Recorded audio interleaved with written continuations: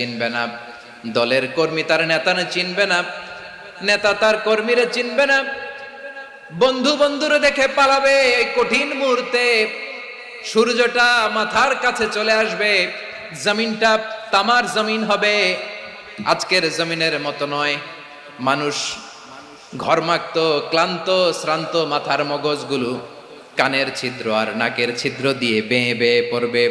বিশ্বনবী ফরমান, ময়দানে 7 শ্রেণীর ব্যক্তিকে রব্বুল আলামিন তার আরশের নিচে ছায়া দিবেন। তার মধ্যে প্রথম শ্রেণীর ব্যক্তি হলো ইমামুন আদিল। ইমামুন আদিল, ন্যায়পরায়ণ শাসক, যে ইনসাফের সাথে বিচার করে, যে জাস্টিস সমাজে সার্ভ করে, যে সুশাসন নিশ্চিত করে, ওই ইমামুন আদিল। আদিল শব্দটা বুঝছেন না? ইন্নাল্লাহা ইয়া'মুরু বিল আদল। পাইছেন? আদিল। 7 শ্রেণীর ব্যক্তিকে আল্লাহ